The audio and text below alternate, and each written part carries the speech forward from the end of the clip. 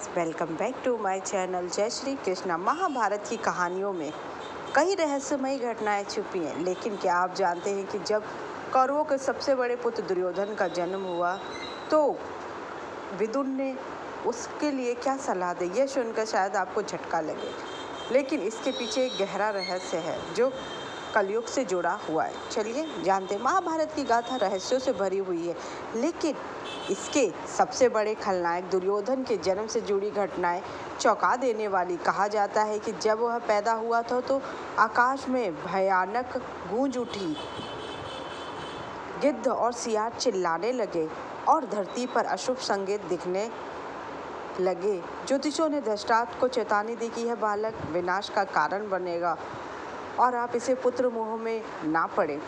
हालांकि आगे चलकर इसका परिणाम क्या होगा यह तो कोई नहीं जानता था, क्योंकि दुर्योधन बहुत ही दुष्ट था। चलिए जानते हैं क्या है कहानी। गांधारी को वरदान दिया था कि उनके 100 पुत्र होंगे, लेकिन जब वह 2 वर्षों तक संतान नहीं हुए तो आशंका बढ़ने लगी। इसी दौरान कुंती ने युधिष्ठिर को जन्म दिया, जिससे गांधारी की चिंता और बढ़ गई। इस बीच गांधारी ने गर्भपात कराया तो एक ठोस मांस का पिंड निकला, जिसे देखकर सभी दंग रह गए।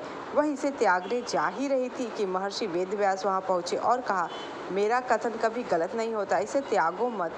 फिर उन्होंने उस मांस को शीतल जल में डालवाया, जिससे 101 घूर्ण अलग हुए, जिन्हें घी से भरे घड़ों में रखा गया। 1 वर्ष बाद पहले घड़े से दुर्योधन का जन्म हुआ।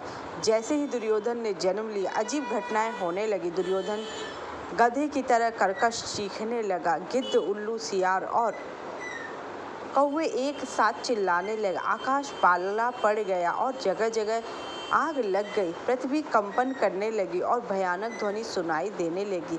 यह देखकर धृतराष्ट्र डर गए और उन्होंने तुरंत विदुर और भीष्म से पूछा, क्या मेरा पुत्र राजा बनेगा? धृतराष्ट्र के इतना पूछते ही फिर से भयंकर आवाजें गूंजने लगी, जिससे सभी भयभीत हो गए।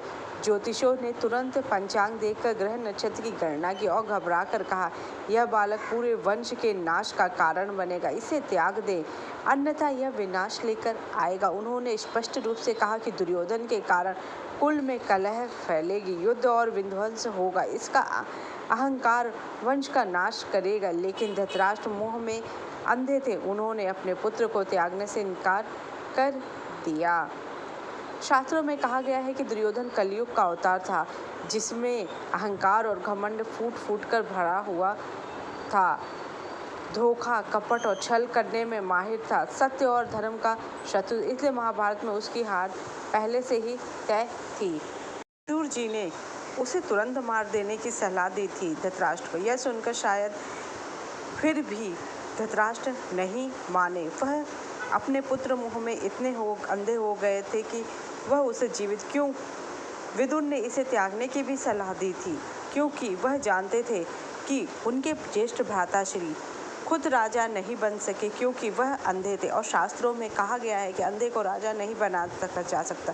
तो उनकी महत्वाकांक्षा इस पुत्र के जरिए पैदा हो गई। इसके बाद उनके छोटे भाई पांडु को राजा बना दिया गया और जब पांडु राजा बन गए उसके बाद उन्होंने अनजाने में एक ऋषि का वध तीर से मार दिया, जिन्होंने उन्हें श्राप दिया कि वो अपनी पत्नी के साथ जब भी संभोग करेंगे उसी क्षण उनकी मृत्यु हो जाएगी। उन्होंने अपना राज्य अपने ज्येष्ठ भ्राता को देकर जंगल में चले गए, पर देवताओं की कृपा से और दुर्वासा ऋषि के वरदान से कुंती ने अपने ज्येष्ठ पुत्र धर्मराज युधिष्ठिर को जन्म दे दिया। ये तो सब जानते हैं कि जो भरतवंश का ज्येष्ठ पुत्र और गुणों से संपन्न होता था उसे ही राजगद्दी पे बैठाया जाता था। लेकिन फिर भी दुर्योधन के मन में शकुनी ने ऐसे ऐसे विचार डाले कि वही अंधे धृतराष्ट्र का पुत्र है और वही राजा बनेगा। लेकिन फिर भी विदुर ये जानते थे कि उनके बड़े भ्राता की क्या मनोस्थिति है। वह इसलिए भी चाहते थे कि वह अपने पुत्र का त्याग कर दे, जिससे कि पूरा वंश बच जाए, क्योंकि शकुनी जैसे लोग दुर्योधन को राजा बनने के लिए उकसाएंगे और पूरे वंश का नाश हो जाएगा, क्योंकि उनके भ्राताश्री अपने पुत्र मोह में सारे समूल वंश का नाश कर देंगी। अगर आपको मेरी जानकारी अच्छी लगी मुझे लाइक कीजिए, सब्सक्राइब कीजिए, शेयर कीजिए। Thank you so much. जय श्री कृष्ण।